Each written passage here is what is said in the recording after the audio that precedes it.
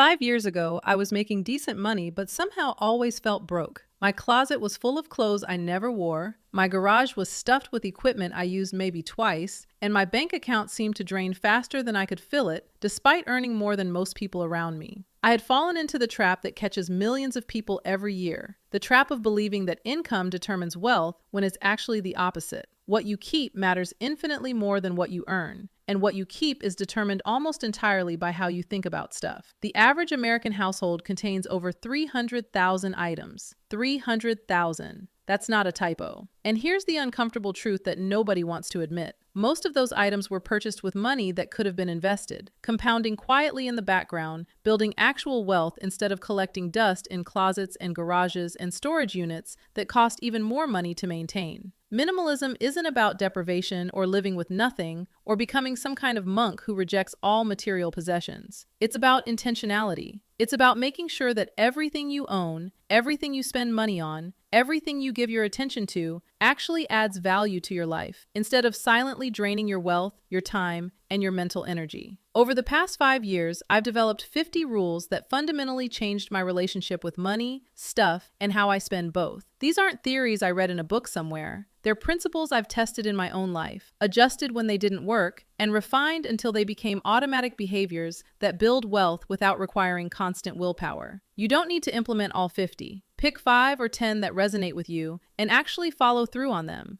That alone will put you ahead of 90% of people who consume content like this and do absolutely nothing with it. Let's start with the rules that changed everything. Rule number 1 is the 2-day rule, and it applies to any habit you're trying to build, especially financial habits. The principle is simple: never skip twice. If you're trying to track your spending daily, it's fine to miss one day. Life happens. But don't let that one day become 2 days, then 3 days, then a month of not tracking anything. The same applies to investing, budgeting, checking your accounts, whatever financial behavior you're trying to establish. Missing once is human. Missing twice is the beginning of quitting. Rule number 2 is the nightly reset. Every night before bed, spend 5 minutes putting your physical space back in order. Dishes in the dishwasher, items back where they belong, surfaces cleared. This sounds like it has nothing to do with money until you realize that cluttered spaces create cluttered minds, and cluttered minds make impulsive financial decisions. When you wake up to chaos, you start the day stressed, and stressed people spend money trying to feel better. A 5-minute reset prevents that cycle before it starts. Rule number 3 is the 80-20 inventory. Research consistently shows that people use about 20% of their possessions 80% of the time. The other 80% just sits there, representing money that's already been spent and can never be recovered. Go through your house with this lens. Identify the 20% you actually use regularly. Everything else is a candidate for removal, and a lesson about what not to buy in the future. Every item you donated or sold represents a past financial mistake you can learn from. Rule number 4 is the 20-20 rule for decluttering decisions. If you can replace something for under $20 in under 20 minutes, just let it go. Stop holding on to backup items and just-in-case purchases that you might need someday. The mental cost of storing, organizing, and thinking about all that stuff exceeds the replacement cost by orders of magnitude. This rule makes decluttering decisions instant instead of agonizing. Rule number 5 is the donation box system. Keep a box somewhere in your house at all times. As you move through your daily life and encounter items you no longer use or need, drop them in the box immediately instead of putting them back. Once a month, donate the box without looking inside. This creates a continuous flow of stuff leaving your house, which means a continuous reminder of past spending mistakes, which means fewer future spending mistakes. Rule number 6 is investing in experiences over stuff. Research from Cornell University and other institutions consistently shows that experiences create more lasting happiness than material purchases. The happiness from buying a new thing fades quickly as you adapt to having it. This is called hedonic adaptation. But memories from experiences actually become more valuable over time as you remember them fondly and forget the minor inconveniences. Redirect your discretionary spending toward travel, learning, relationships, and activities rather than objects. Rule number 7 is the home rule. Everything you own should have a designated place where it lives. When items don't have homes, they end up on counters, floors, tables, and chairs. Visual clutter creates mental clutter. Mental clutter creates decision fatigue. Decision fatigue leads to poor financial choices. The chain seems indirect until you realize how many impulse purchases happen because someone was mentally exhausted from dealing with chaos all day.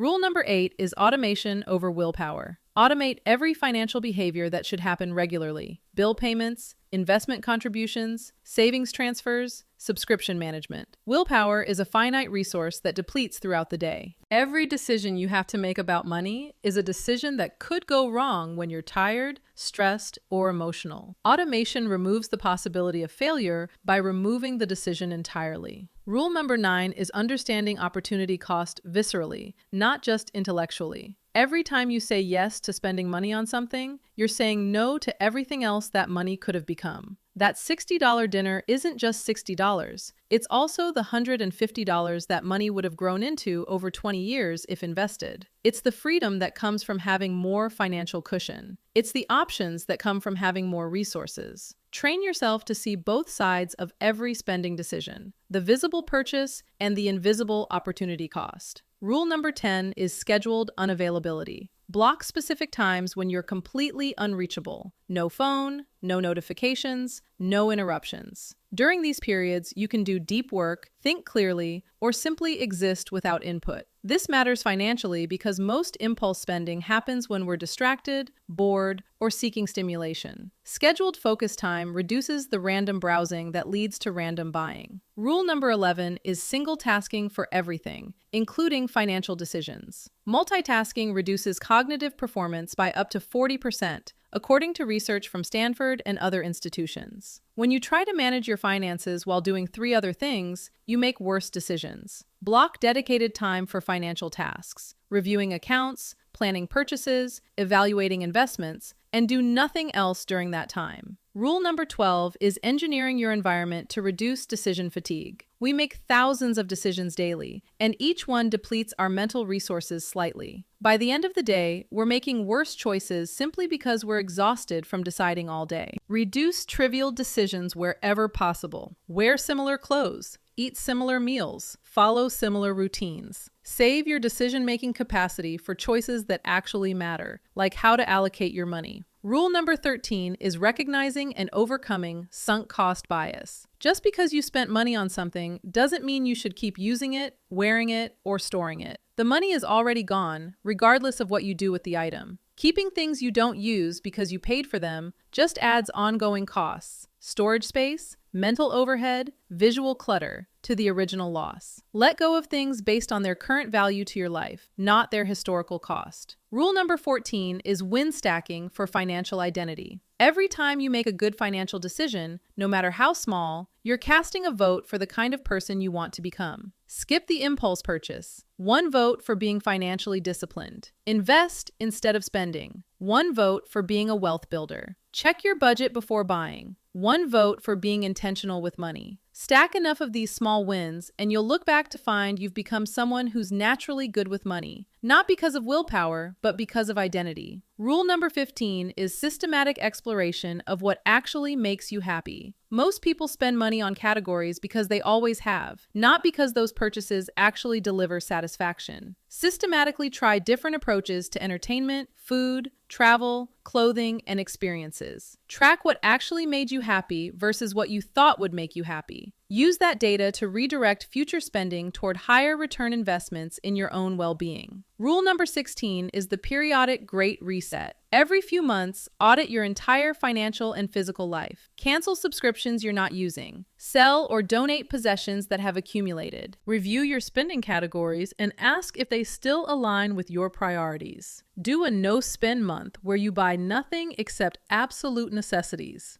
These resets prevent the gradual drift that leads most people to financial mediocrity. Rule number 17 is treating social media as a financial threat. Social media platforms are specifically designed to show you content that triggers spending. Influencers promoting products, ads targeted based on your browsing history, friends displaying purchases that trigger comparison and envy. Limit your exposure deliberately. Every minute you spend scrolling is a minute you're exposed to sophisticated psychological manipulation designed to separate you from your money. Rule number 18 is scheduled and limited screen time. Beyond social media specifically, screens in general facilitate spending. Online shopping is frictionless. Entertainment subscriptions stack up. Digital purchases feel less real than physical ones. Set specific times when screens are allowed and specific times when they're not. The default should be off, with exceptions, rather than on with occasional breaks. Rule number 19 is replacing passive consumption with active creation. Watching television, scrolling social media,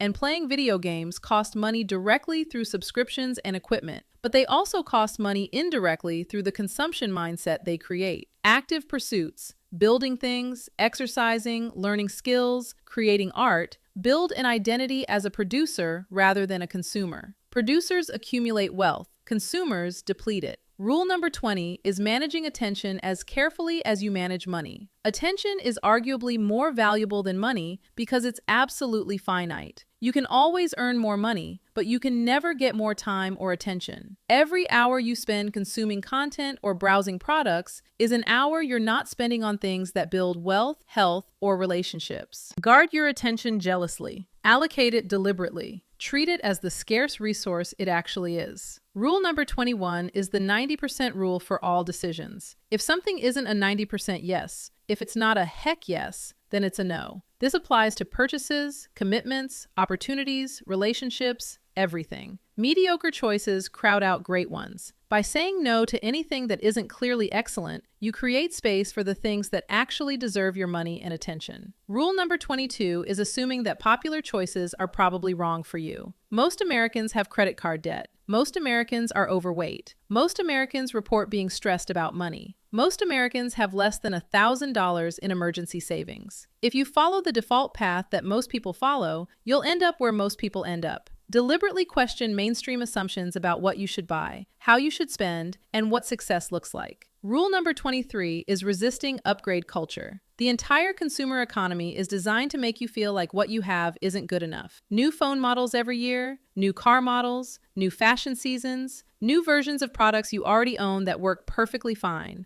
Resist the upgrade cycle deliberately. Use things until they actually stop working, not until something newer exists. Rule number 24 is the 24-hour rule for non-essential purchases. Before buying anything that isn't necessary and time-sensitive, wait 24 hours. Put it in your cart and close the browser. Write it on a list and revisit tomorrow. The majority of impulse purchases won't survive this cooling-off period because they were never about the item. They were about the momentary desire to buy something. Rule number 25 is calculating cost per use before purchasing. A $100 item you use twice costs $50 per use. A $300 item you use 300 times costs $1 per use. Price tags lie about actual value. Cost per use reveals it. Before any significant purchase, estimate realistically how many times you'll actually use the item. If the cost per use seems high, reconsider. Rule number 26 is conducting weekly subscription audits. The subscription economy is designed to extract money from you continuously with minimal friction. Companies know that most people sign up and forget. Schedule a weekly or monthly review of every recurring charge. Cancel anything you haven't used recently or don't anticipate using soon. The average American has more subscription services than they realize and uses fewer than they think. Rule number 27 is maintaining a 30-day purchase list. When you want to buy something non-essential, write it on a list with a date. If you still want it 30 days later, consider buying it. Most items won't last 30 days on the list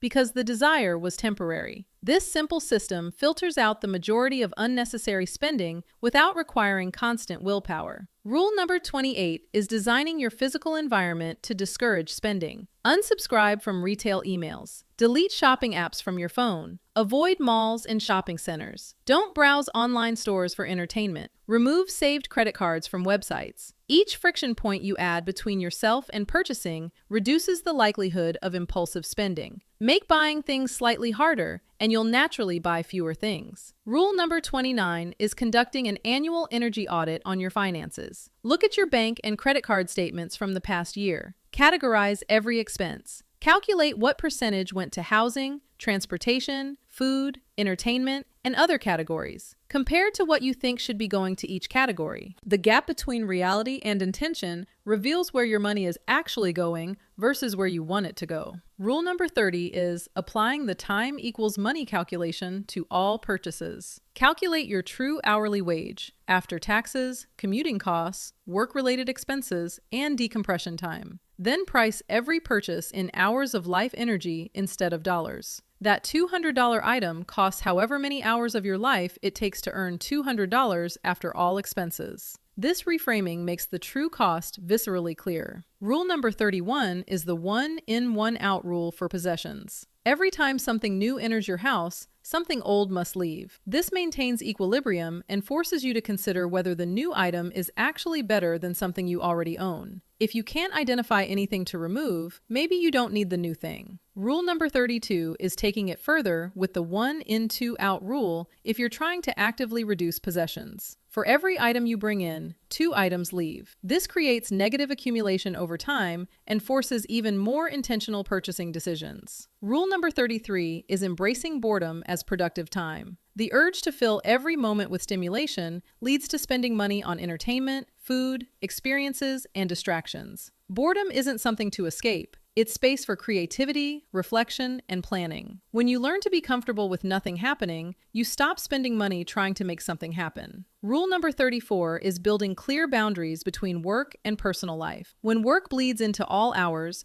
you're more likely to spend money on convenience, stress relief, and rewards for putting up with the chaos. Clear work boundaries create mental space that reduces compensatory spending and allows for better financial decisions. Rule number 35 is conducting regular digital decluttering sessions. Your digital life affects your physical spending. Organize your files, clean your desktop, delete unused apps, unsubscribe from emails, clear your downloads folder. Digital chaos creates mental chaos, and mental chaos leads to poor financial choices. Rule number 36 is turning off almost all notifications. Every notification is an interruption designed by someone else to capture your attention. Most of these attention grabs eventually lead to spending opportunities, whether directly through ads and offers or indirectly through the stress and distraction they create. Turn off everything except genuine emergencies from people who actually matter. Rule number 37 is using the 2-minute rule for small tasks. If something takes less than 2 minutes, do it immediately. This prevents the accumulation of small tasks that create mental overhead and stress. Stressed people spend more money. Reducing background stress reduces spending. Rule number 38 is ignoring minimalist gatekeeping about item counts. Some people claim you're only a real minimalist if you own fewer than 100 items or 50 items or whatever arbitrary number. Ignore this completely. Minimalism isn't about achieving a specific count. It's about removing what doesn't add value so you can better appreciate what does. Focus on function, not fashion. Rule number 39 is the 90-90 rule for decluttering decisions. If you haven't used something in the last 90 days and don't expect to use it in the next 90 days, you can safely remove it from your life. This provides a clear decision framework that works for most possessions. Rule number 40 is choosing quality over quantity deliberately. Buying one excellent item that lasts 10 years is almost always cheaper than buying 5 mediocre items that each last 2 years. The upfront price is higher, but the total cost over time is lower. This applies to clothes, appliances, furniture, tools, and almost everything else.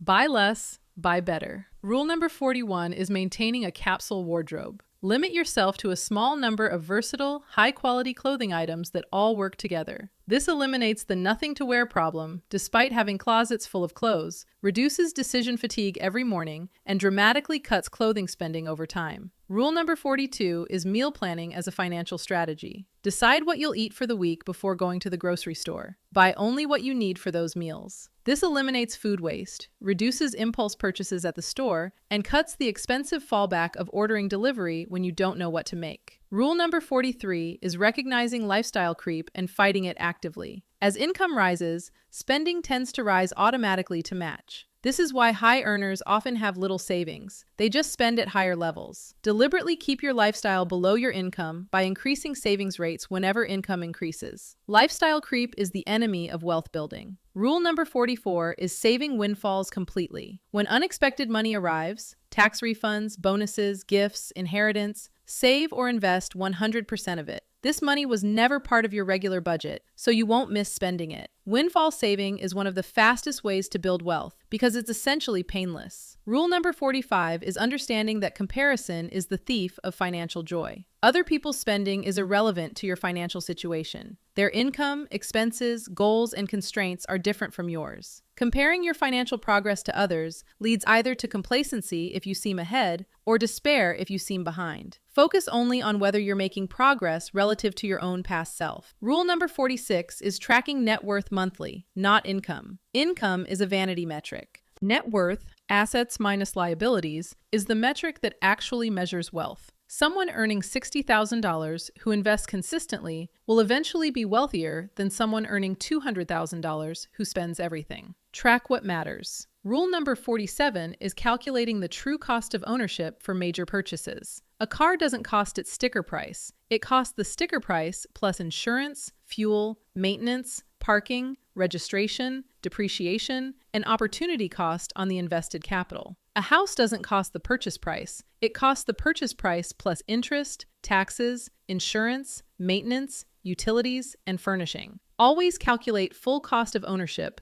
not just acquisition cost. Rule number 48 is treating your health as your highest return investment. Medical expenses bankrupt more Americans than any other cause. Preventive health, exercise, nutrition, sleep, stress management costs relatively little but reduces lifetime healthcare costs dramatically. Every dollar invested in staying healthy pays returns far exceeding any financial investment. Rule number 49 is being selfish about protecting your financial foundation. You cannot help others effectively from a position of financial weakness. Build your own stability first, then expand your generosity. On an airplane, you put on your own oxygen mask before helping others. The same principle applies to finances. Rule number 50 is remembering that minimalism is ultimately about freedom, not restriction. Every dollar you don't spend on stuff you don't need is a dollar that buys freedom. Freedom from debt, freedom from financial stress, freedom to quit jobs you hate, freedom to take risks on opportunities you love, freedom to help people who need it, freedom to live according to your own values rather than the consumption patterns society pushes on you. These 50 rules represent years of refinement and thousands of small experiments in my own life. Some of them will resonate immediately. Others might seem extreme or unnecessary for your situation. The point isn't to follow all 50 rigidly. It's to find the principles that work for your specific circumstances and implement them consistently over time. Wealth isn't built through a single dramatic action. It's built through thousands of small decisions